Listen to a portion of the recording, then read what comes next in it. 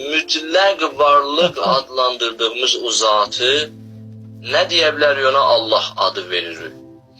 O Allah verdiyimiz adı biz necə tanımalıyıq? Zatı necə tanımalıyıq? Tanımağın yollarını bilmək istəyirik. Demək, bəli, burada qaldıq ki, Allahı necə tanımalıyıq? Tanımağın yolları. Çox mühüm məsələdir. Çox dəyərli məqamdır. Allahı necə tanımaq olar? Demək, bizlər deyəndə Allahı tanımaq nə başa düşürük? Allahı necə tanımaq? Əslən biz Allahı tanıyırıq. Bəli, Allahı tanımayana lənət olsun. Allahı tanıyıram. Amma biz tanımağı quru bir mənada, anlamda götürürük. Tanımaq elə bilirik bir dənə anlamdır ki, onun heç bir dərinliyi yoxdur. Elə sadə bir anlamdır. Bəli, Allahı tanıdım. Yəni Allah var bu həddə. Bu həddə tanımaq kifayət eləmir. Bu həddə tanımaq, bilirsiniz, nə problem başı verə bilər, nə faciə törənə bilər.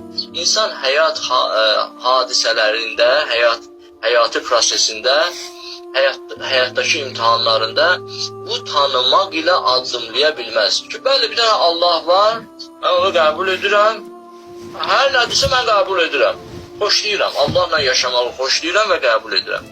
Biz əgər bu həddə deyirik ki, Allahı qəbul edirik, şüar həddində qalaq, bir-iki dəfə də Allahın möcüzələrini həyatda görmüşük, o həddə elə qalaq, yəni bu tanımaq bizi axıra kimi aparmayacaq. Biz adətən, bunlara haşiyə olaraq deyirəm, bəhsimiz buradadır ki, Allahı necə tanıyaq, hansı yolla tanıyaq, yaddan çıxmaz. Biz adətən Allahı məcbulatda tanıyırıq. Yenə mən yada salıram bu cümləni. Bu cümlə elə bir cümlədir ki, Mürtəza Şəhid Mütəhrirridəndir bu cümlə. Bunun haqqında kitablar yazılmalıdır. Nə mənadadır bu? Biz adətən Allahı məchulatda, məlum olmayan şeylərdə axtarırıq. Məsələn, baxıram adi insanların, Allahpərəst insanlar. Hətta namaz qılmır, ibadət əhli deyil, amma Allahpərəstdir, Allahı qəbul edir. Deyir, mən başlayır Allahı sübut eləmək. Necə sübut edir? Başlayır öz həyatındakı hadisələrlə Allahı sübut edir. Çox gözəl, çox yaxşıdır.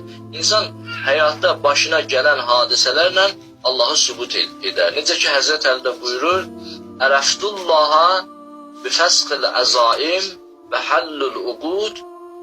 Deyir, mən Allahı tanıdım iradələrin sınmağı ilə. Mən belə istədim, amma gördüm, belə olmadı, tam onun əksini oldu. Mən istədim bir işi həll edəm, gördüm, həll olmur. Daha da düyünlənir, Həzrət Əli buyurur. Mən istədim bir işi, necə deyərlər, həll edəm, amma mənim əlimdə deyildi. Yəni, çox şeylər mənim əlimdə olmadığı üçün mən Allahı belə tanıdım həyatda. Bəli, bu çox gözəl tanımaqdır. Bu əslən irfanı tanımaqdır. Amma bəzi vaxtda biz bu tanımaqda da öz avamlığımızı ona daxil edirik. Öz avamlığımızı ona əlavə edirik. Ki, axırı bura qayıdır ki, biz Allahı məchulatda axtarmaq istəyirik. Naməlum olmayan yerlərdə. Əgər birdən sabah bir şeyin səbəbi aydın olsa, orada artıq Allah'a yer yoxdur. Adətən bizim tanımağımız bu həddə olur. Bunu yadda saxlayaq. Yoxdur, sən münaqişə elə. Sən deyirəm, mən Allahı belə tanımıram. Mən Allahı yaxşı gündə də, pis gündə də, naməlum yerdə və məlum olan yerdə, hər yerdə mən Allahı qəbul edirəm. Çox gözəl, çox gözəl. Görsənir ki, artıq sən yüksək mərifətə çatmışsan. Amma adətən insanlar bir şeyin səbəbi bilinməyən yerdə Allahı görürük. Məsələn, gedirəm bir işin dalıca gedəndə hesab kitab edirəm.